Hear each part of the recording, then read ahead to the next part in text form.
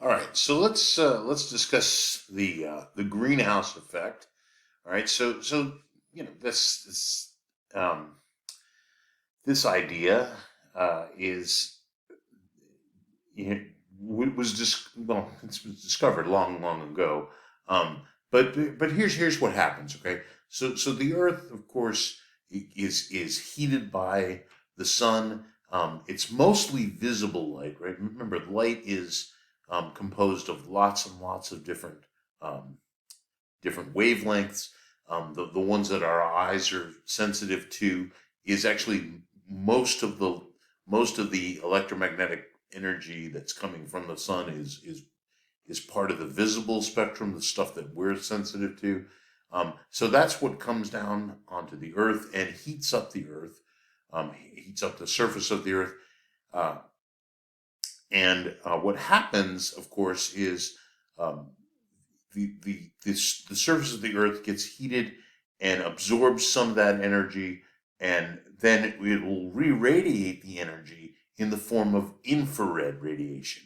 All right, so that's important to understand that the visible light, which is a higher frequency, comes down, heats up the Earth, heats up the land and the sea, and then is re-radiated out in the form of infrared radiation. All right, so now infrared radiation is sensitive, if you will, and can and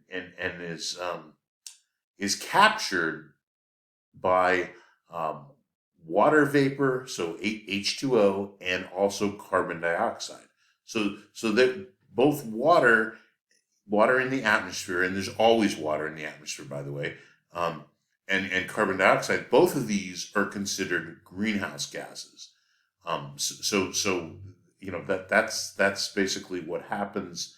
Um, is you know, the the uh, the carbon dioxide and the water vapor will trap infrared and they, and so these act like kind of like a blanket to prevent the heat that infrared radiation, which is heat, from escaping back out into the atmosphere, or sorry, back out in through the atmosphere into space.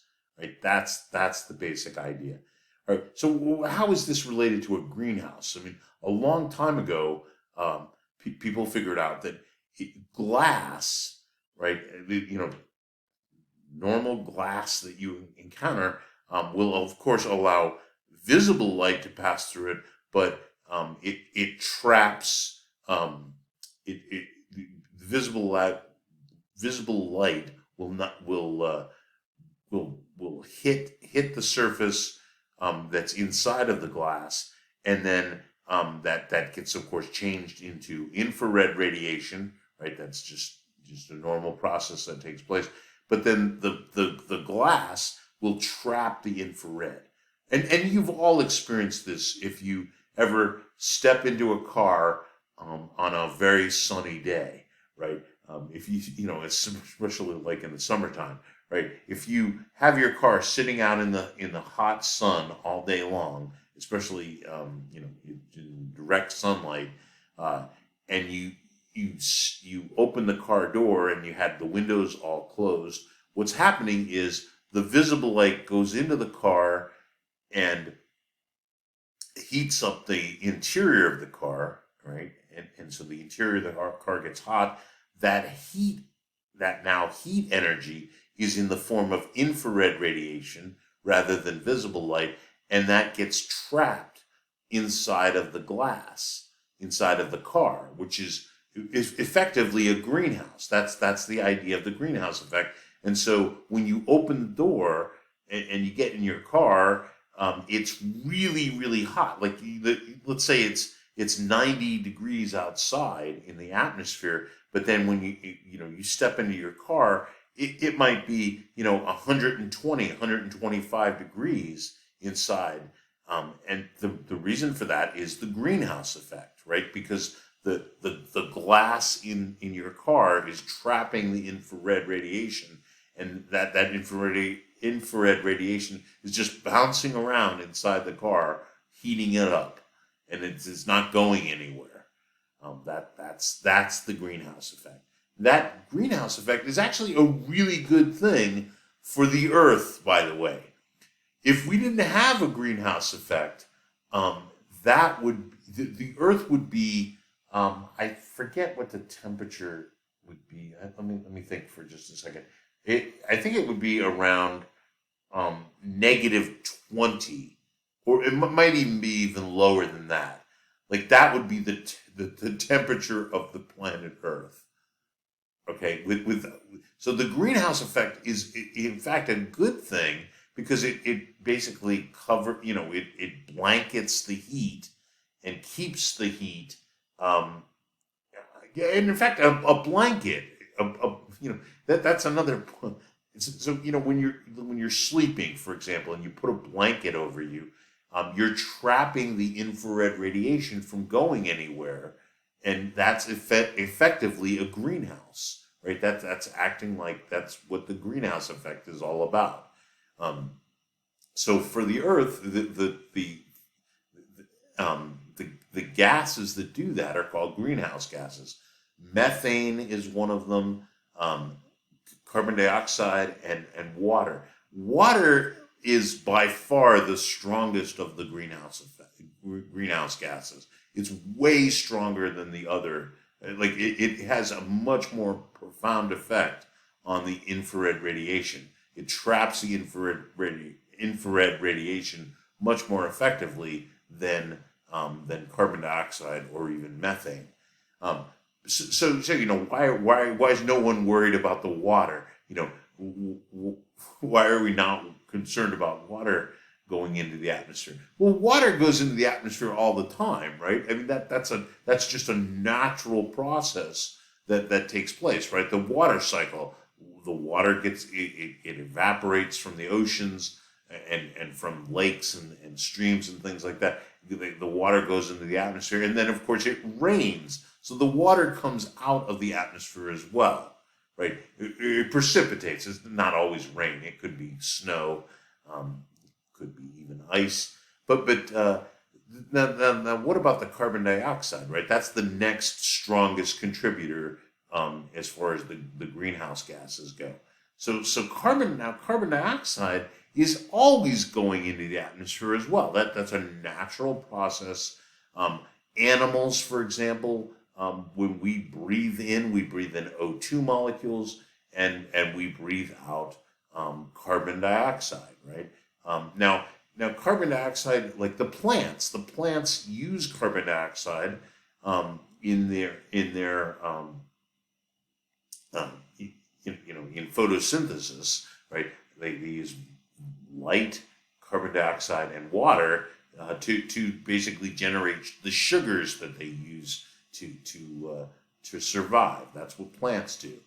But of course, what the plants do with the carbon dioxide and the water and the sunlight is one of the byproducts of creating that glucose, the sugar that they use, is they produce O2 molecules, right? So the plants are the ones that's where all the O2 is come from, right? Is the plants. That 21% of the atmosphere has come from the billions of years that plants have been around, right? The plants came long before any animals came along. All right. So anyhow, but what about the carbon dioxide? All right. So as I said, there's carbon dioxide in the atmosphere. Volcanoes, for example, generate carbon dioxide. That there's carbon dioxide that's trapped within the earth, and when a volcano erupts, there's carbon dioxide as well. So there's always carbon dioxide. There's always water molecules in the atmosphere. Why are people concerned about this? All right. So here, let's look at this. All right. So this is not no one's in dispute of this part, is that there is a direct correlation between the temperature and the amount of carbon dioxide in the atmosphere. Historically, I mean, over hundreds and hundreds of thousands of years, you can look and see that that's the case, right? As you have a rise in carbon dioxide, you have a rise in temperatures, right? I mean, like, you can see that. Now, what people are concerned about, and this is a huge thing. Unfortunately, it's become political, and it shouldn't be political, but that I don't have any control over that. But the science is quite clear that since early in the Industrial Revolution, right, the last, I mean, this is only showing it, a little more than like 150 years ago. But the Industrial Revolution starts about 200 years ago.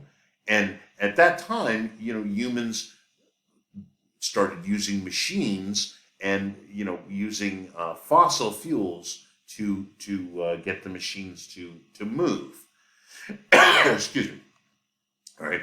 And over time, especially when, we start with cars and so forth, the amount of carbon dioxide that has gone into the atmosphere is increasing at an exponential rate.